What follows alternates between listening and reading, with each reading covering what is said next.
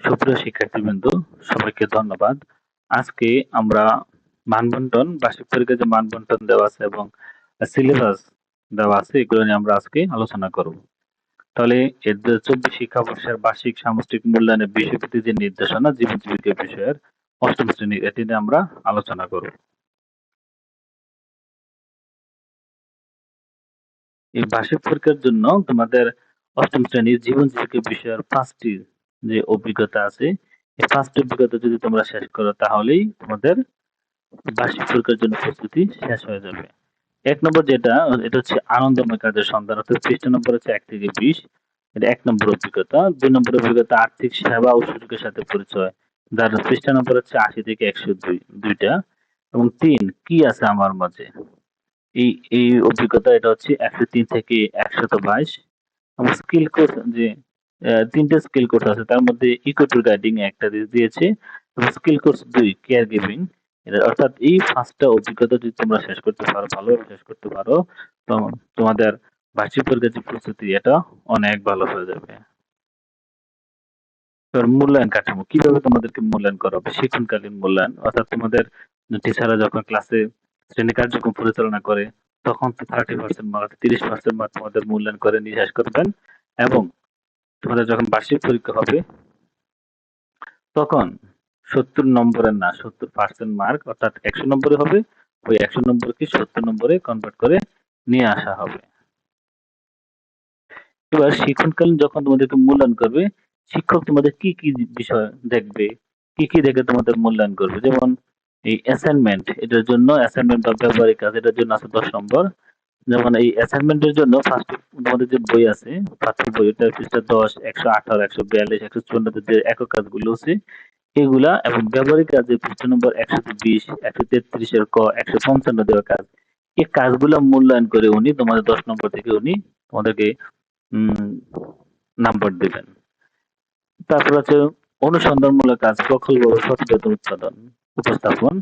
এটার মধ্যে প্রকল্প বা প্রজেক্ট আছে, যার পাঠ্যপুস্তকের যে ১৪ নম্বর পৃষ্ঠা এবং ১৬০ নম্বর পৃষ্ঠা, এই দুই যে পৃষ্ঠাতে কাজ দেওয়া আছে এগুলো দেখে, এবং পাঠ্যপুস্তকের ৭ এবং ১০০, এই এই দুই পৃষ্ঠা দেখে তোমাদেরকে এই অনুসন্ধানমূলক কাজের মূল্যায়নটা করবেন। এবং শেষ যে ১০ নম্বর শ্রেণী কাজ, পাঠ্যপুস্তকে সন্নিবেশিত একক, দলগত কাজ, স্টক পূরণ, বক্স পূরণ, ফ্লোচার্ট অঙ্কন, এগুলো দেখে শিক্ষক তোমাদের ১০ নম্বর থেকে তোমাদের যতটুকু তোমরা ভালো করছো ততটুকু নাম্বার দেবে। অর্থাৎ এই যে শিক্ষণকালীন যে ৩০ মার্ক, কি কি করলে কোথা থেকে তোমাদেরকে ৩০ মার্ক দেওয়া হবে, এটা কিন্তু এখানে উল্লেখ করা আছে। তারপর যদি আমরা দেখি প্রশ্নের ধারা এবং মান বন্টন, নৈর্ব্যক্তিক প্রশ্ন দুই রকমের আসবে। একটা হচ্ছে বহুনির্বাচনী প্রশ্ন ১৫টি, অ্যান্সার দিতে হবে ১৫টি, প্রত্যেক প্রশ্নের নম্বর হচ্ছে ১, তাহলে মোট নম্বর হবে ১৫। এক হতে উত্তর ১০টি, উত্তর দিতে হবে ১০টি, প্রতি প্রশ্নের নম্বর হচ্ছে ১, তাহলে ১০ একে ১০। সংক্ষিপ্ত উত্তর প্রশ্ন, তাও আসবে ১০টি, দিতে হবে ১০টি, প্রতি প্রশ্নের নম্বর হচ্ছে ২, তাহলে ১০ দুগুণে ২০ মার্ক। রচনামূলক প্রশ্ন, দৃশ্যপট উদ্দীপক থাকবে না, এটা থাকবে ফার্স্টের প্রশ্ন ৩টি দিতে হবে, প্রতিটি প্রশ্ন ৫ করে, ৩ × ৫ = ১৫।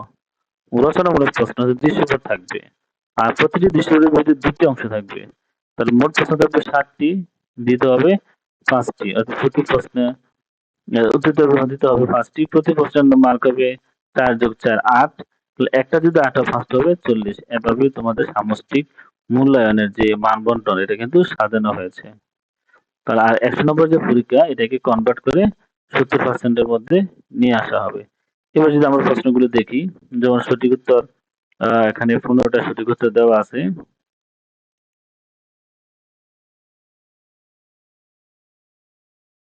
এক কথা প্রকাশ, এই যে এক কথা প্রকাশ, এগুলো ১০টা দেওয়া আছে, ১০টা। এবং সংক্ষিপ্ত প্রশ্ন, এই যে সংক্ষিপ্ত প্রশ্ন, বলতে কি বোঝায়, উদাহরণ দাও, খরচ কমানোর উপায়, প্রয়োজন কেন, সেবা উল্লেখ করো, কি কি করতে হবে, কি কি কাজে সহায়তা করতে হবে, এগুলো হচ্ছে সংক্ষিপ্ত প্রশ্ন।